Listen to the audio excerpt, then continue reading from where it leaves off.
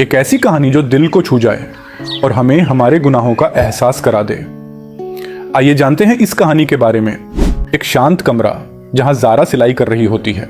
Zara एक आम लड़की थी, नेक दिल, मेहनती और दूसरों की मदद करने वाली। घर में सिलाई का काम करके वह अपनी माँ का हाथ बटाती थी। उसके हाथों की सफाई ऐसी थी कि हर टांका सीधा और मजबूत होता, लेकिन उसे पता नहीं था कि वह एक ऐसा गुनाह कर रही है जिसकी वजह से उसकी नेकियां मिट रही थीं। अब यहां से गीबत की शुरुआत होती है। जारा अपनी सहेली आयशा के साथ बैठी है, हाथ में सिलाई का कपड़ा पकड़े हुए।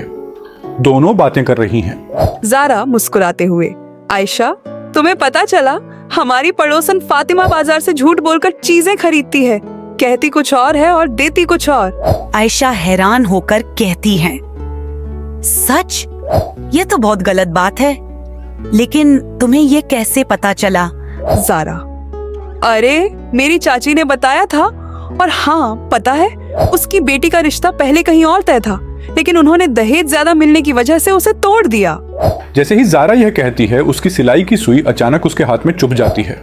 वह चौंक कर अपना हाथ देखती है, जहां से खून की एक बूंद टपकती है। क्या यह सिर्फ एक इत्तेफाक था या अल्लाह की तरफ से एक इशारा? जारा की माँ कमरे में आती हैं। उनकी आंखों में गंभीरता है। अम्मी, झारा बेटा, अभी तुम क्या बात कर रही थी?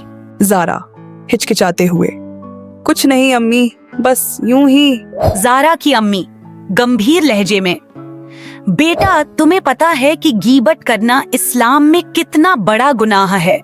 कुरान में कहा गया है, और किसी की पीठ पीछे उसकी बुराई मत करो। क्या तुम में से कोई ये पसंद करेगा कि वह अपने मरे हुए भाई का गोश्त खाए? तुम इसे नापसंद करोगे। कुरान आयत नंबर 49-12। अम्मी, बेटा गीबत करना ऐसा है जैसे किसी का हक मारना।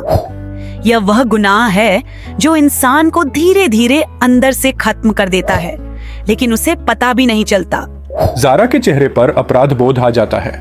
वह अपने हाथ में लगे जख्म को देखती है और सोचती है, क्या यह मेरी गलती की सजा थी? रात का समय, झारा अपने बिस्तर पर सो रही थी।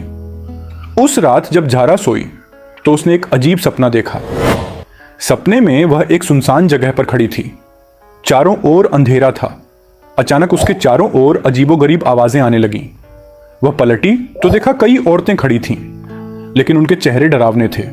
उनके मुंह काले थे और उनके हाथों में मांस के टुकड़े थे, जिन्हें वे मजबूरी में खा रही थीं।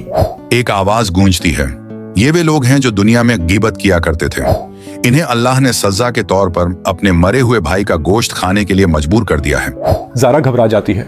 जारा डरते हुए सोचती है, नहीं, मैं भी गीबत करती थी, क्या मेरा भी अंजाम यही होगा?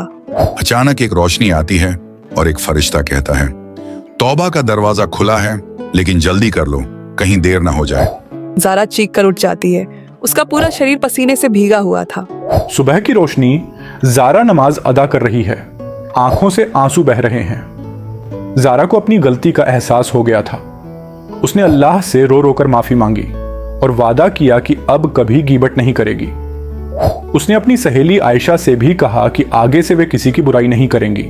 जो व्यक्ति अल्लाह और क़यामत के दिन पर ईमान रखता है, उसे चाहिए कि वह अच्छी बात करे या खामोश रहे। जारा अब मस्जिद में एक इस्लामी क्लास ले रही है, जहां वह गीबत के नुकसान के बारे में सब लोगों को बता रही है। जारा दूसरों से कहती है, भाइयों और बहनों, हम सबको इस बुरी आदत से बचना चाहिए। अगर हमें किसी की बुराई दिखती भी है तो हमें उसे अकेले में समझाना चाहिए, न कि सबके सामने चर्चा करनी चाहिए। लोग सिर हिलाते हैं और माहौल में एक सकारात्मक बदलाव दिखता है।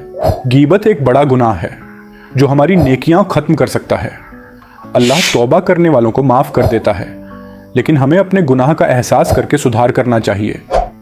हमें अपनी जबान को काबू में रखना चाहिए और किसी की बुराई करने से पहले सोचना चाहिए।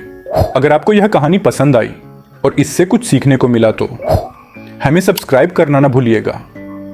बेल नोटिफिकेशन को ऑन करके इस वीडियो को अपने फैमिली और दोस्तों तक जरूर शेयर कर देना, ताकि वे भी इस्लामी तालीम से फायदा उठा सकें।